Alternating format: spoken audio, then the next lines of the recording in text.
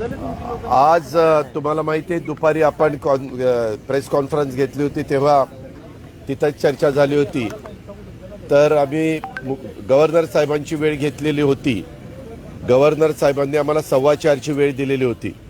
आत्ता इथं असणाऱ्यापैकी भुजबळ साहेब, हसन मुश्रीफ साहेब, आदिती तटकरे, नितीन पवार, सुनील भुसारा, राजू नवघरे, अनिल भाईदास पाटील असे आम्ही सगळेजण जे इथं होतो ते सगळे मिळून गव्हर्नर साहेबांना भेटलो. गव्हर्नर साहेबांनी व्यवस्थित आमचं सगळ्यांचं ऐकून घेतलं. त्यांच्या पुढं आम्ही विदर्भ, मराठवाडा आणि महाराष्ट्राच्या काही भागामध्ये जे अतिवृष्टी झाली आणि त्याच्यातनं तिथला शेतकरी खूप अडचणीमध्ये आलेला आहे. जवळपास 115 पेक्षा जास्त लोकांचे जीव त्याच्यामध्ये गेलेले आहेत. जीवितहानी झालेली आहे. मोठ्या प्रमाणावर तिथं जनावरं म्हणजे जे पाळीव जनावरं आहेत त्याची पण खूप मोठ्या प्रमाणावर हानी झालेली आहे. आणि पिकांच्या क्रॉपची तर खूप प्रचंड हानी झालेली आहे. त्याच्याकरता ताबडतोब पैसे दिले गेले पाहिजेत. पंचनामे सगळे होत नाही आहेत. तसंच ते गोगलगाय म्हणून एक प्रकार आहे, स्नेल, त्यांनी पण अटॅक केलेला आहे. ते पण पहिल्यांदाच महाराष्ट्रामध्ये घडलेलं आहे. हे सगळं बोलत असताना 1 महिन्यापेक्षा जास्त काळ झाला. मंत्रिमंडळ पण अजून अस्तित्वात आलं नाही. त्याच्यावर पावसाळी अधिवेशन सुरू होत नाही. वास्तविक आपल्याला नेहमी माहिती आहे की जुलैमध्ये अधिवेशन, आत्तापर्यंतच्या काळात करोना जरी असला तरी जुलैमध्ये भले 2 दिवसाचं 3 दिवसाचं अधिवेशन व्हायचं आणि हे सातत्याने होत आलेलं होतं. आता ऑगस्ट महिना उजाडला, ते पण होत नाहीये. दोघांच्यावरच ही सगळी जबाबदारी येते. आज आम्ही मुख्यमंत्र्यांची वेळ मागितली होती, पण मुख्यमंत्र्यांचा आम्ही वेळ मागायच्या आधी पुण्याचा दौरा ठरलेला असल्यामुळे आम्हाला वेळ मिळाली नाही. आता उद्याची वेळ आम्ही त्यांना मागितलेली आहे. उपमुख्यमंत्रीची पण उद्याची वेळ मागितलेली आहे. कदाचित उद्या कॅबिनेट असण्याची शक्यता आहे. त्याच्यामुळे आम्हाला वेळ मिळेल असा आमचा अंदाज आहे. केंद्रीय टीम भारत सरकारची जी आपल्याला माहिती आहे, जर नैसर्गिक संकट आली, अतिवृष्टीचं, दुष्काळाचं, गारपिटीचं किंवा निसर्गासारखं चक्रीवादळांचं, तर केंद्रीय टीमला आपण पाचारण करतो, त्यांना बोलवतो. ते स्वतः आल्यानंतर सेंट्रलचा पण निधी मोठ्या प्रमाणावर जर त्याच्यामध्ये खूप मोठी गंभीरता असेल तर मिळू शकतो. परंतु अजून त्याही संदर्भामध्ये कुठं चर्चा होताना दिसत नाही. कुठलं स्टेटमेंट आहे नाही, कुठली माहिती नाही. आणि नंतर एकदा ते सगळं जमीन वगैरे पुन्हा पूर्वपदावर जर आली तर ते येऊन काय बघणार. आत्ता तातडीनं आले तर त्यांना कशी जमीन खरवडून गेली, कशी जमिनीच्या मधली पिकं ही सडून गेलीत, नासून गेलीत, कुजून गेलीत, कसं दुबार पेरणी काही शेतकऱ्यांना करावी लागली, कशी घरं पडलीत, कसं गावांचं आणि काही शहरांचं नुकसान झालंय, कसं रस्त्यातले ओढ्यावरचे ब्रिज, मग ते ग्रामविकास खात्याचे असतील, PWD खात्याचे असतील, ते वाहून गेलेत. तिथं जाण्याची पण कधी कधी तुम्ही चॅनलवाले दाखवता की इथं जायची पण मुलींची गैरसोय होते. अशा प्रकारच्या सगळ्या परिस्थिती आहेत. त्या सगळ्या आम्ही सर्वांनी त्यांच्या लक्षामध्ये आणून दिल्या. निवेदन त्यांच्या हातामध्ये दिलं. त्यांनी सांगितलं की ठीक आहे, मी त्याच्या संदर्भात CMशी DCMशी त्या ठिकाणी बोलतो, त्यांच्या कानावर घालतो. महाराष्ट्रातला आज शेतकरी, शेतमजूर जो संकटात आहे, तो संकटातनं बाहेर काढण्याच्या करता सरकारने तातडीनं या सगळ्या गोष्टी करणं, अधिवेशन बोलवणं, ओला दुष्काळ जाहीर करणं, 75,000 रुपये खरीपाच्या पिकांना हेक्टरी मदत करणं, जे काही फळबाग आहेत त्यांना 1.5 लाख हेक्टरी मदत त्या ठिकाणी करणं आणि पुन्हा त्यांना रब्बीची पिकं घेण्यासारखी परिस्थिती निर्माण करणं, अशा या सगळ्या गोष्टी आम्ही त्यांच्या निदर्शनास आणून दिल्या आणि त्याबद्दल आम्ही चर्चा केली. आणि मध्ये स्थगिती जी दिलेली होती, तर तातडीनं त्यावेळेस हे गेल्यानंतर जी कॅबिनेट झाली त्या कॅबिनेट पुरती स्थगिती दिली तर आम्ही समजू शकतो. म्हणजे 20 तारखेला एकनाथराव आमदार घेऊन गेले आणि कॅबिनेट मला वाटतं 22 का 25 तारखेला झाली का 23 तारखेला झाली. पण मागचे 2021चे 2022चे सुरुवातीचे म्हणजे मागच्या वर्षातले त्यालाही तुम्ही स्थगिती देता, ती पण कामं थांबवता. हे सरकार येतं सरकार जातं, म्हणून अशा पद्धतीनं विकास कामाला थांबवायचं ते कुठल्या तरी भागामध्ये जनतेच्या करता चालू होतं, ते काही इंडिव्हिज्युअल कुणाच्या करता चालू नव्हतं. ह्या सगळ्या ज्या गोष्टी आहेत ह्या राज्याचे गव्हर्नर या नात्याने त्यांच्या पण निदर्शनास आणून देणं आम्हाला उचित वाटलं आणि म्हणून आम्ही त्यांना भेटायला वेळ मागितली आणि हे सगळं सांगितलं. राज्यपालांनी ह्या संदर्भामध्ये सगळं ऐकून घेतलं. मी माझ्या परीने सांगितलं, भुजबळ साहेबांनी सांगितलं, सगळ्यांनीच आपापल्या ट्रायबलला आता ह्या पावसाच्या काळामध्ये त्यांच्याकडं खाण्याच्या करता फार अडचणी असतात, त्यांच्याकडं पैसे नसतात, त्यांच्याकडं धान्य नसतं आणि त्याच्यामुळे मूलभूत गरजा जीवनावश्यक वस्तू ह्या पण त्यांना मिळाल्या पाहिजे. तर आपण त्यांना खावटी मदत देतो. पूर्वी कर्ज द्यायचे, आम्ही आमच्या काळात खावटी अनुदान दिलं. आम्ही ते काही परत घेतलं नाही, ते त्यांना द्यायचा निर्णय घेतला, ते दिलं. तसं आता जून गेला, जुलै गेला, आता ऑगस्ट महिना आहे आणि आता नितीन पवार, सुनील भुसारा हे देखील त्या भागाचं प्रतिनिधित्व करतात. त्यांचे मोठ्या प्रमाणावर मतदारसंघामध्ये ट्रायबल समाज राहतो. आमच्याही वेगवेगळ्यांच्या मतदारसंघात कमी अधिक प्रमाणामध्ये, आमच्या इथं जुन्नर, आंबेगाव, खेडच्या परिसरामध्ये, भुजबळ साहेबांच्या परिसरात थोडाफार, असं सगळ्यांच्या परिसरात कमी अधिक प्रमाणामध्ये असतात.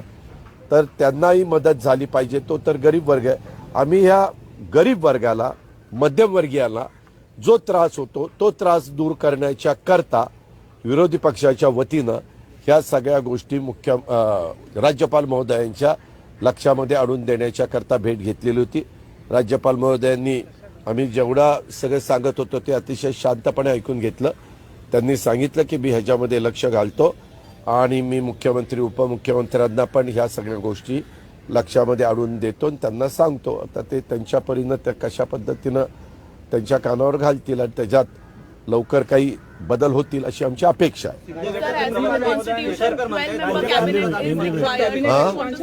गटाचे प्रवक्ते म्हणतायत 2-4 दिवसात आम्ही मंत्रिमंडळ विस्तार घेऊ ना, करा ना. हे आम्ही महिनाभर ऐकतोय. ज्यावेळेस त्यांचं झालं त्याच्यानंतर आम्हाला वाटतं दिल्लीला जाऊन आले, आता मंत्रिमंडळ विस्तार होईल, इकडे जाऊन आले मंत्रिमंडळ विस्तार होईल, पण तो होत नाही. ही तर काळ्या दगडावरची पांढरी रेघ आहे ना. मला खरंच मी सांगतो त्याच्यात राजकारण करायचं नाही, कारण आज राज्याच्या पुढे जे प्रश्न आहेत ते सुटावेत.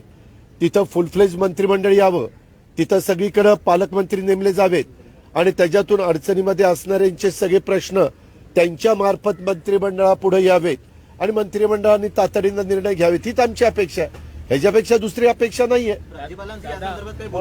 हे सगळं सांगितलं ना, ह्याच गोष्टी सांगितल्या. वन मिनिट शिवसेनेच्या खासदार आहेत भावना गवळी, त्यांनी असं म्हटलंय आता की ईडीनं कोर्टामध्ये असं सांगितलं की माझ्या विरोधात काही पुरावे नाहीये. आता शिंदे गटात गेल्यानंतर त्यांच्या विरोधात, मला त्याच्याबद्दल काहीही माहिती नाही.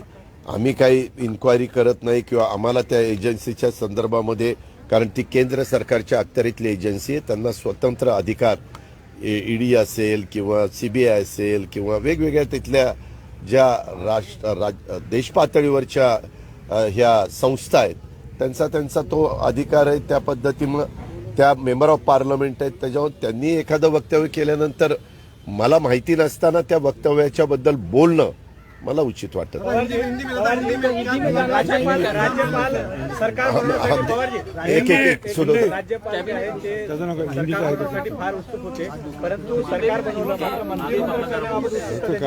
मी त्याबद्दल त्यांच्या लक्षात आणून दिलेलं आहे आम्ही सर्वांनी की सर 1 महिना होऊन गेला परंतु अजून मंत्रिमंडळ पूर्णपणे तिथं झालं नाही, खातेवाटप झालं नाही.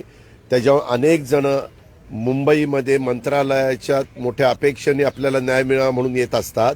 त्यावेळेस तिथं अधिकारी सांगत असतात की आमच्या विभागाला अजून मंत्री नाहीये, त्यामुळं आम्हाला मंत्री जोपर्यंत येत नाही तोपर्यंत थोडंसं थांबावं लागेल किंवा मग तुमची फाईल आम्ही मुख्यमंत्र्यांकडे पाठवू, मुख्यमंत्र्यांची सही झाल्यावर त्याबद्दलची पुढची अंमलबजावणी होईल, असं अनेक शिष्टमंडळांना अनेकांना ते सांगत असतात.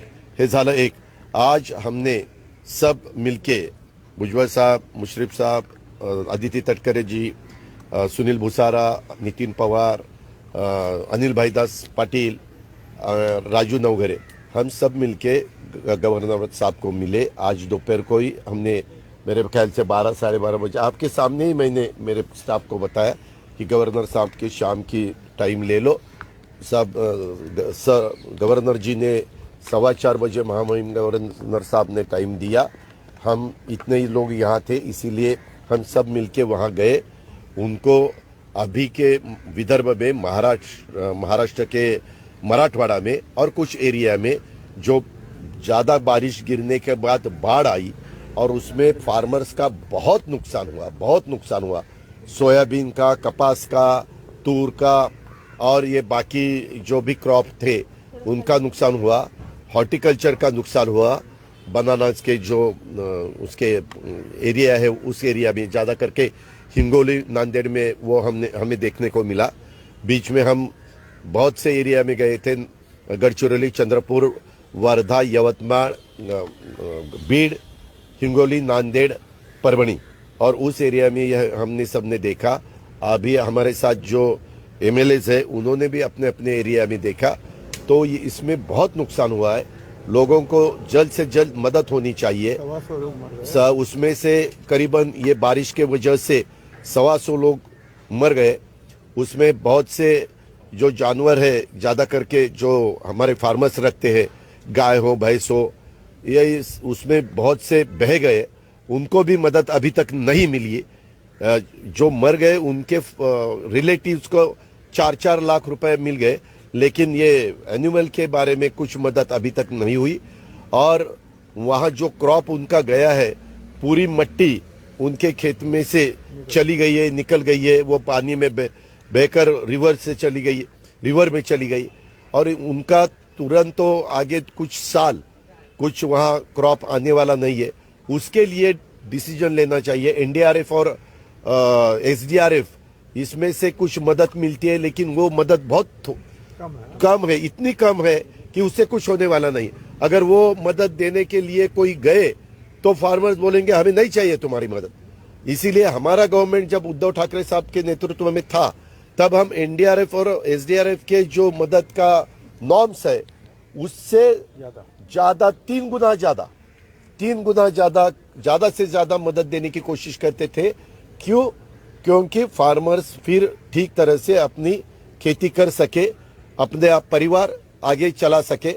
ऐसा हमारा टाइम पे रहता था। और ये सब होते हुए आपको पता है कि करीबन 1 महीने से ज्यादा दिन हो गए हैं, तो भी कैबिनेट नहीं आई है। कैबिनेट जिसको लेना है नहीं लेना है वो उनका अधिकार है, तो उसमें डिपार्टमेंट का भी जिम्मेवारी देनी चाहिए, वो भी नहीं दे रहे। इसीलिए गार्डियन मिनिस्टर वहाँ अलग अलग डिस्ट्रिक्ट में होना चाहिए, वो नहीं है। इसीलिए डिस्ट्रिक्ट के जो फार्मर्स है, जिनको प्रॉब्लम है, वहाँ के जो हमारे विधायक है, उनको किसी को मिलना है तो कलेक्टर को या